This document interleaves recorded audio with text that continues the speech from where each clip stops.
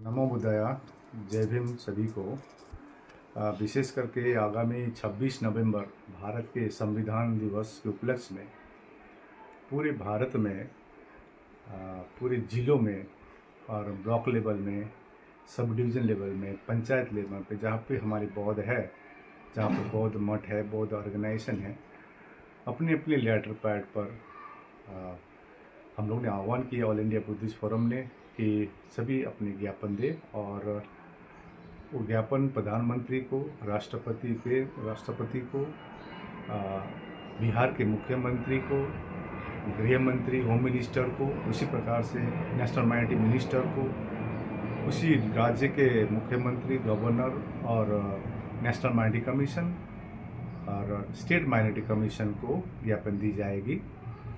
विशेष करके अभी हम लोग 17 सितंबर में हम पूरे भारत के बौद्ध ने एक शांति रैली की थी। एक रैली सभा करने के बाद हम लोग ने पटना में जो ऐतिहासिक रैली थी उसमें 500 मेमोरेंडम हम लोग ने मुख्यमंत्री नीतीश कुमार जी, बिहार के मुख्यमंत्री को ज्ञापन सौंपे थे और 1 महीने समय दिए थे कि जो बीटी एक्ट है, बोध गया टेम्पल एक्ट, जो महाबोधि महाविहार बौद्धों की सबसे पवित्र तीर्थ स्थल, वहाँ पर वो कानून अभी भी चली आ रही है।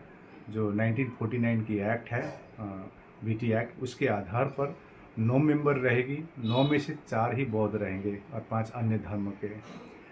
विश्व में ऐसा कहीं भी ऐसा व्यवस्था नहीं है जहाँ पर किसी भी धार्मिक स्थल में उसी अन्य धर्म के लोग वहाँ पर संचालन कमेटी में हों।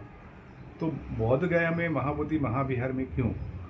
तो इसीलिए हम लोग चाहते हैं, भारत के बौद्ध और विश्व के बौद्ध चाहते हैं कि महाबोधि महाविहार पूर्ण रूप से कमेटी में बौद्ध रहे और बीटी एक्ट को पूरी तरह से निरस्त किया जाए। तो 26 नवंबर में पूरे भारत में ये ज्ञापन दी जा रही है और वहाँ पर रैली करके हो या उस दिन संविधान दिवस है, संविधान दिवस के उपलक्ष्य में डॉक्टर भीमराव अम्बेडकर के प्रतिमा के नीचे बैठ के हम लोग शांति से प्ले कार्ड दिखाकर डीएम के मार्फत या एसडीओ के मार्फत या बीडीओ के मार्फत या पंचायत प्रधान के मार्फत वहाँ पर ज्ञापन दी जाएगी।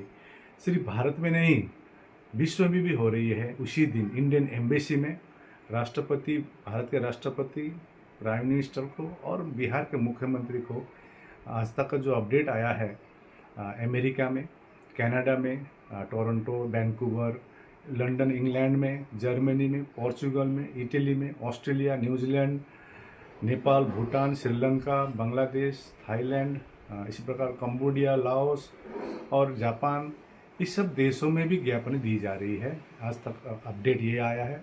और विशेष करके आज का जो मेरा ये आह्वान है दिल्ली एक भारत की राजधानी है।